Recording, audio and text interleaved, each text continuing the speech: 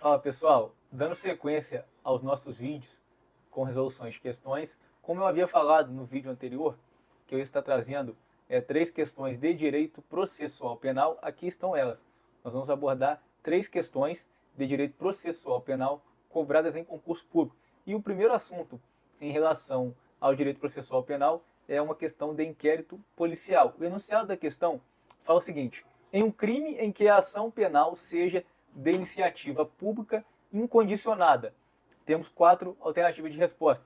O inquérito policial só poderá ser instaurado após manifestação da vítima do crime, mas não poderá ser arquivado caso ela se retrate. Alternativa B.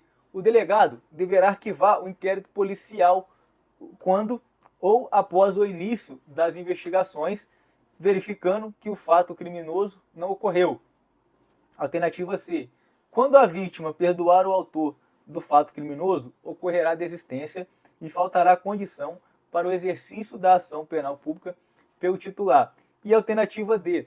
O inquérito policial poderá ser dispensado se o Ministério Público entender que possui informações suficientes para oferecer denúncia. E é o nosso gabarito, alternativa D. Se o Ministério Público entender que já possui elementos suficientes para o oferecimento da denúncia, não se torna necessário um inquérito policial.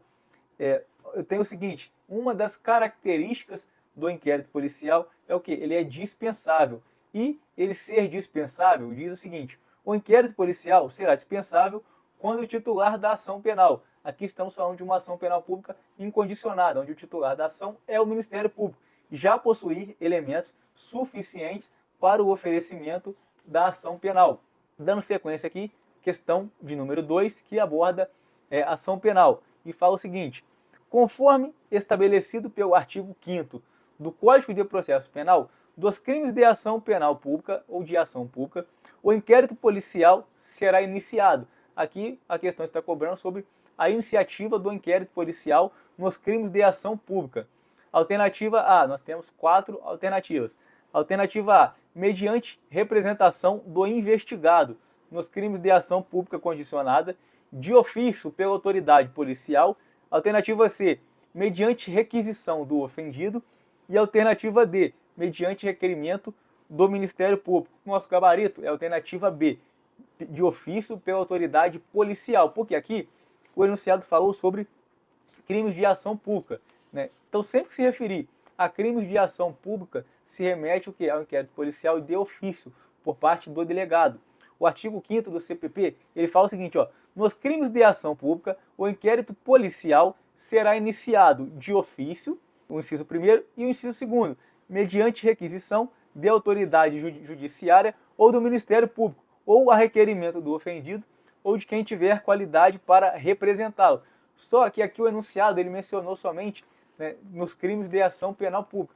Logo, crime de ação penal pública, como eu sei que, via de regra, a ação penal ela é pública incondicionada, então o inquérito policial será iniciado de ofício pelo delegado de polícia. Finalizando com vocês, terceira e última questão sobre a prisão preventiva, que fala o seguinte: no inquérito policial, o delegado de polícia tem autoridade para determinar medidas restritivas de liberdade, como a prisão preventiva e a condução coercitiva, desde que haja indícios suficientes de autoria e materialidade. Por exemplo, em uma investigação sobre tráfico de drogas, o delegado pode ordenar a prisão preventiva do suspeito diretamente, assegurando a eficácia da investigação. Texto lindo, tá? Certo ou errado? Essa questão está errada. Porque o delegado de polícia ele não pode determinar nenhum tipo de prisão.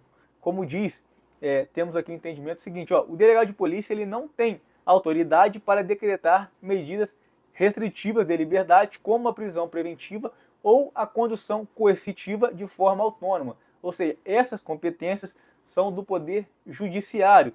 Outra coisa, o delegado pode, no entanto, representar ou solicitar ao juiz a decretação da prisão preventiva, desde que haja indícios suficientes de autoria e materialidade.